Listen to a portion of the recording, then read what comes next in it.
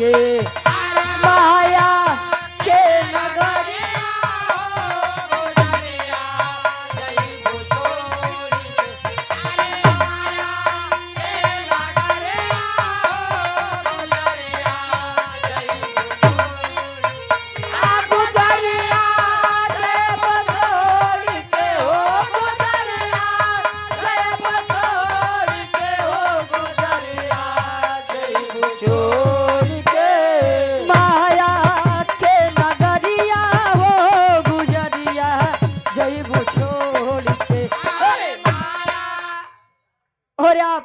होली मिलन समारोह बंदीपट्टी चौराहा हंडिया प्रयागराज से जय सिंह सरकार और जेपी वर्मा जी 100 रुपए का महान आशीर्वाद।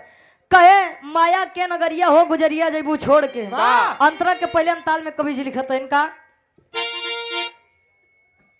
और आप सम्मानित पिंटू यादव जी रामगढ़ कोठारी से ढोलक मास्टर के लिए 100 रुपए का महान आशीर्वाद। 30 कम बैन आज करवल चौथ है, आज जाए दे महाराज। अब अंतरा के पहले ताल में कवि जी लिखा था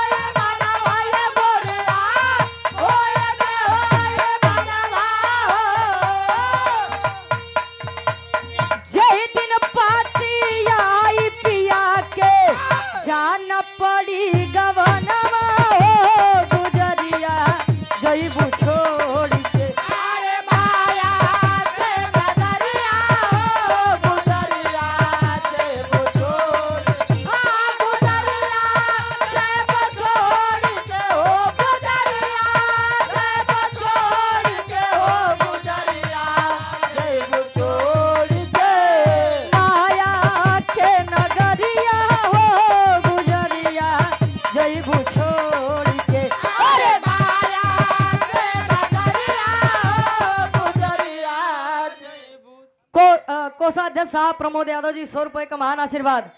कहे 84 लाख योनियों में भटकने के बाद हमारे क्षेत्र के भावी जिला पंचायत सदस्य डॉक्टर बंसराज यादव जी आपको पुष्पगुच्छ देकर सम्मान करेंगे। एक बार जोरदार तालियों से स्वागत भाई के लिए। प्रयागराज के शेर हैं आप लोग और कम से कम इसके बाद एक गाना मुस्कान चंचल का यहीं से कार्यक्रम बस का हम 12 बजे साग झुरात रही टेंशन न लो, पानी पिया दिया जाए पानी पेट भरा।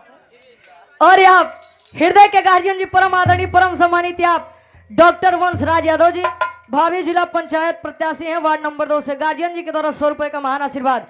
कहा जाता है 84 लाख योनियों में भटकने के बाद एक मानव तन मिलता है और मानव तन मिला है तो थोड़ा नेक काम कर लीजिए। नेक काम माता गंगा के पुत्र स्वयं दादा भीष्म जी थे, उनका तो उनकर कर्म भोग के जाइन के पड़ा और ये लोग सोचते हैं कि गंगा स्नान कैला पाप खत्म। कहे क्या मंदिर क्या तीरथ और क्या गंगा की धार करे। अरे क्या मंदिर क्या तीरथ क्या गंगा की धार करे। जब मन ही मैला कर बैठे तो ईश्वर क्या उद्धार करे।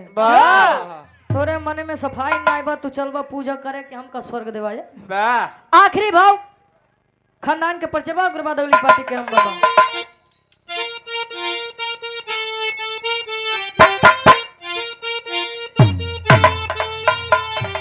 गुरु बिहारी गुरु गणेश जी स्वर्ग की राह तकाए हो, स्वर्ग की राह तकाए भैया, स्वर्ग की राह तकाए हो, स्वर्ग की राह तकाए भैया, स्वर्ग की राह तकाए हो।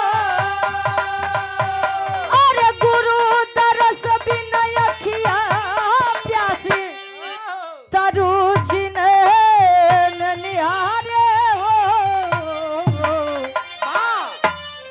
अरे तरुचि नैन निहारे हो गुजरिया जैबू छोड़ के।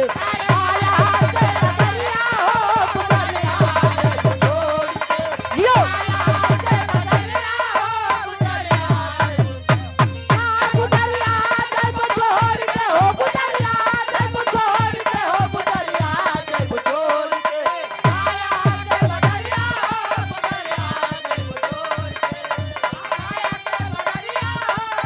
नजरिया जईबू छोड़ के